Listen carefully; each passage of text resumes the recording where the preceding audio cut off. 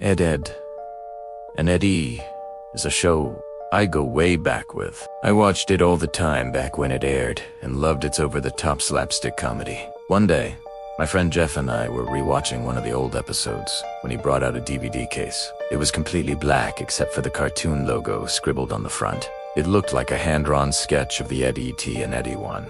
I asked him what it was, and he told me it was a lost episode for the show. This made me pause, since it was common knowledge that lost episodes weren't just something you could get on DVD.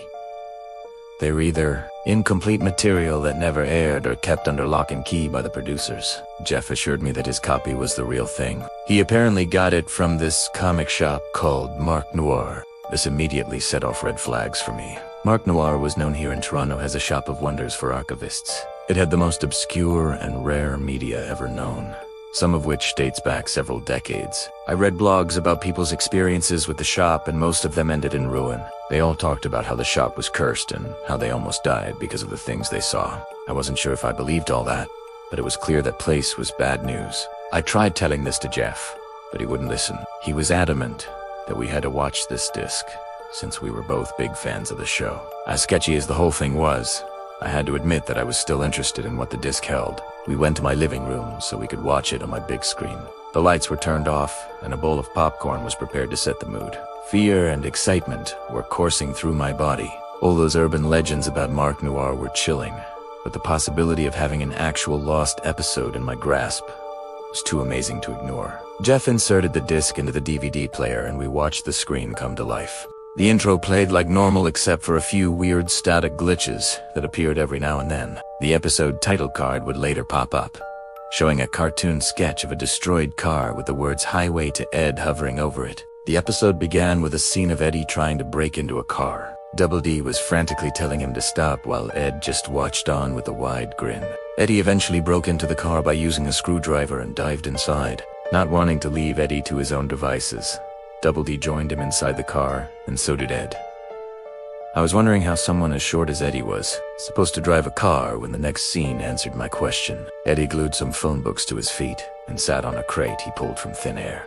The absurdity of it got a good laugh from my friend and I. Eddy sped off in the red car, despite Double D's protests. Eddy went joyriding all over the cul-de-sac. His control of the car was obviously sloppy, and he was constantly on the verge of running into someone's property. Double D was desperately pleading for Eddy to stop, but he didn't care.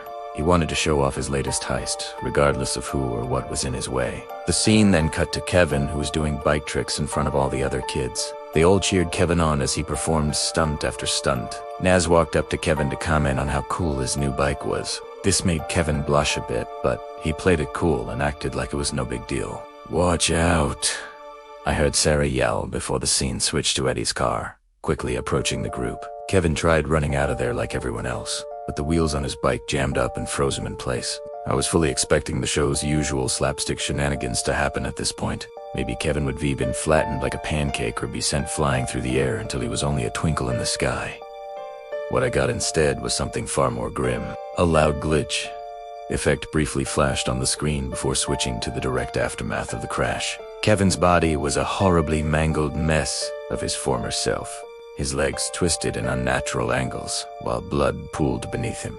The screen cut to the kids' faces scrunched up in pure terror. Blood-curdling screams flared from the speakers, rattling me to the bone. Eddy continued driving his car, while the mournful screams of the children roared in the background. The Ed trio were all nervous wrecks at this point. Ed was sobbing, while Double D went on a long tirade about how Eddy was now a vicious criminal. This only infuriated Eddy and made him tell them to shut the hell up. His fearful eyes dotted around while still driving at high speeds. Sweat beaded profusely from his head, and his heart was literally beating against his chest. Blood trickled from the hood of the car as Eddy drove into the highway. Police sirens flared vividly through the speakers, but there were no cops on screen. Eddy accelerated the car at even higher speeds despite his friends begging him to stop with tears in their eyes. He was completely taken over by paranoia and anxiety. The car raced across the asphalt like a speeding bullet. Eddy's recklessness eventually caught up with him. His car went spiraling out of control until it crashed into the guardrail. All became silent. No music, no sound effects. The screen only showed an image of the wrecked car with a reddened windshield. The car remained motionless for several seconds until the screen slowly faded to black. We didn't say anything for a while, even after the episode ended. I struggled to process just what the hell we just saw. I at first thought it was some fan animation, but the fluidity of the animation and perfect replication of the show's art style and sound design was something only a pro could pull off. Would Danny Antonucci or his employees really create an episode so morbid? I tried putting the experience behind me and going on about my life, but images of that episode kept playing in my head. One morning before going out on a jog, a news report caught my eye. A group of 3 were found on the floor in a horrific crash after stealing a car from their neighborhood. There's been a weird uptick of teens stealing cars lately, so it was probably just a coincidence. But I still can't help to feel that it's somehow connected.